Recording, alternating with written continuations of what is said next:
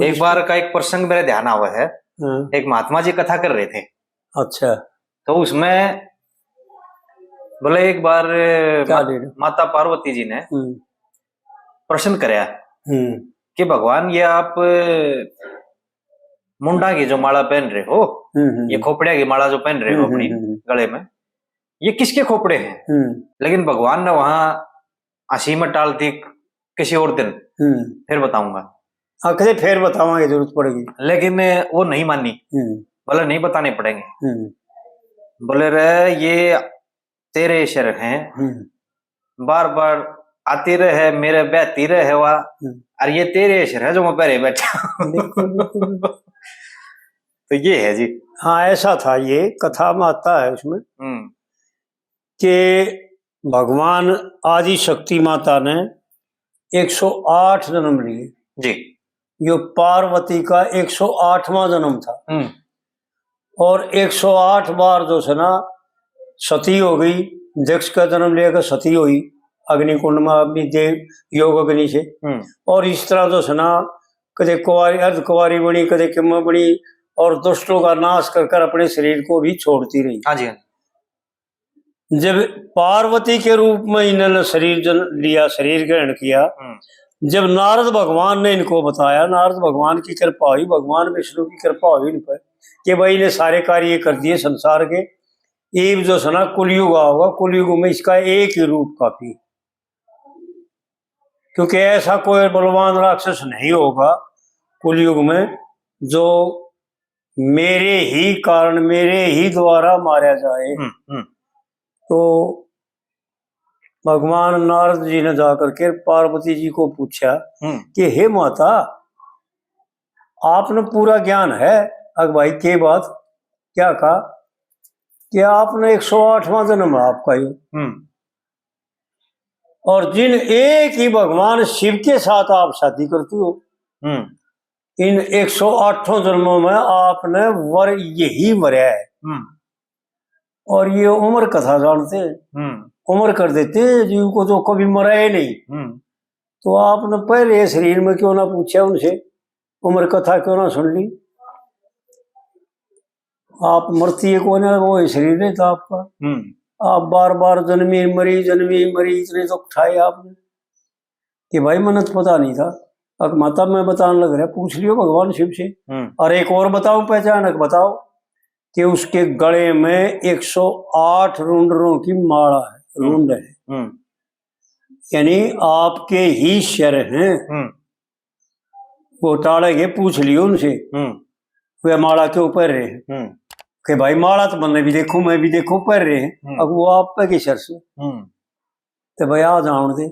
जब भगवान शिव आए तो पार्वती ने उनके आव भाव करके नर बैठाया और सेवा करी, और सारी बातें तरपत होली। जब नचित होली आसन पर बैठ गए, जब पार्वती जी ने उनके गोड्या में बैठ के प्रश्न किया कि महाराज ये के पहन रही हो आप, ये मानसा की शरों की माला पहन रही है, कौन है?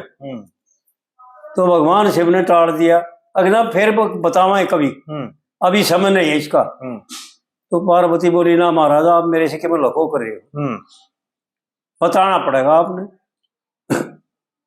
तो भगवान ने मजबूर होकर के पार्वती जी को बताया कि ये आपके ही रुंड हैं जी।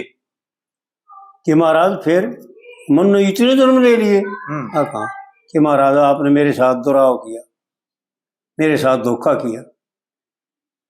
मन तो आज जब पता लग गया है कि आप जो अमर कथा जानते हो कि हाँ जानता हूं, कि महाराज फिर आपने मैं 108 पर मरीज जन्म लिया, इतने दुख उठाए मैंने, आपने मेरे को नहीं सुनाई।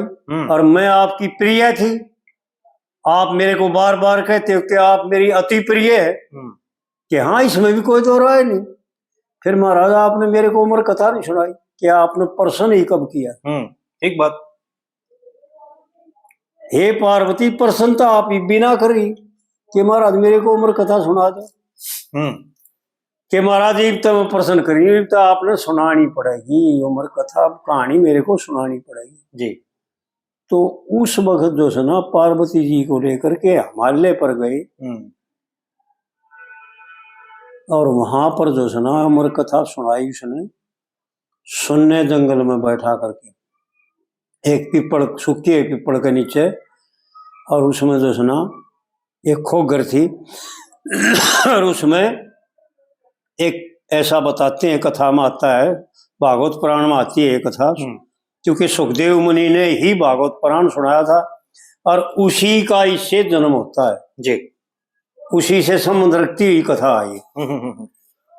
तो उसमें जो है ना एक तोते का बच्चा पड़ा था मरया हुआ और वो सामर्थ हो गया अमर कथा सुन के और पार्वती जी की जब कथा सुन ली अधिक जब आंख लाग गई और वो कार्य बढ़ने लग गया तो भगवान शिव ने देखा रही है पार्वती जी तो सो रही है आँख हमने देखा ना गोड्या में बैठा रहे थे कथा सुनाओ थे और यो कार्य कौन मरा है जब दिव्य दृष्टि से देखा तो खोगर में जो सुना तोते का बच्चा सामर्थ हो रहा था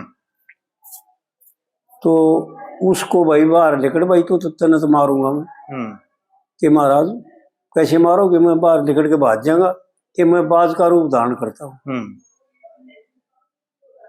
तो वो काफी समय तक तो उसमें रहा लेकिन फिर जब भगवान शिव ने जो सुना अपना बाज का रूप बदलिया जब वो लेकर के भाग जाए तो फिर बाज का रूप धारण करके न उसके पीछे लगे और जब उसका पीछा करते करते जो है ना वेद व्यासी के मकान पर आए उड्या तोता उड्या जा था तो वेद व्यासी के घरवाली जो थी ना असली में तो इसमें शास्त्र तो यूं कहते हैं कि वेद व्यास जी की शादी नहीं हुई थी वेद व्यास जी ने जमाई ली वृत्तियों के द्वारा ज्ञान वृत्ति के द्वारा ही वे इसको सुखदेव मुनि को उत्पन्न किया जी लेकिन कथा ऐसे दे रखी है कि उनके गर्भ में चले गए वो शरीर छोड़ करके और भगवान शिव ने जो सुना अपने ब्याज का रूप रखा और उससे प्रसन्न किया कि माता मेरा चोर जो है ना वो आपके यहाँ चले गए और आप उसको दे दो कि भाई मन तो पता नहीं चला कौन वो चला गया और चला गया तो मैं देती नहीं अगर मेरी ही शरण में आ गया मेरे पे उधर में चला गया तो अब मैं उसको देती हूँ। तो इस प्रकार से जो है ना 12 वर्ष बीत गए सुखदेव मुनि ने गर्भ में रहते रहते जब प्रकृति का विधान बदल गया 9 महीने की बजाय 12 वर्ष हो गए तो जब ऋषि मुनियों ने भगवान विष्णु ने शिव ने और फिर मानस ने जाकर के प्रार्थना करी उसके वेद व्यास के घराड़ी से कि माता ये तो विधि का विधान भी बदल दिया आपने इसको उत्पन्न क्यों नहीं करती कि भाई मैंने पता है कौन नहीं आप इससे पूछ रहे हो अगर ये उत्पन्न होना चाहता हो तो भाई आ जाएगा इसकी मर्जी जो चाहो जो हो जाए मेरे को तो कोई दिक्कत नहीं। तो उससे सुखदेव मुनि से प्रार्थना करी कि भाई आप क्यों नहीं बाहर आते कि महाराज यूं तो मैं ना आऊं मेरी मां ने तकलीफ हो जब आऊं चाहे मेरी जान जाओ चाहे रहो पर मेरी माँ सुखी और मैं भी यहाँ सुखी हूँ ये पहला जीव है जो गर्भ में सुख का अनुभव करता था नहीं तो जीव गर्भ में बहुत दुख का अनुभव करता है जी बिल्कुल। लेकिन इसने बताया ऐसा लेख आता भागवत पुराण का कथा है ये कि मैं भी सुखी हूँ मेरे को कोई दिक्कत नहीं फिर मेरी माँ सुखी मैं सुखी फिर तुम्हारे को क्या दिक्कत है भाई तुम क्यों तकलीफ करते हो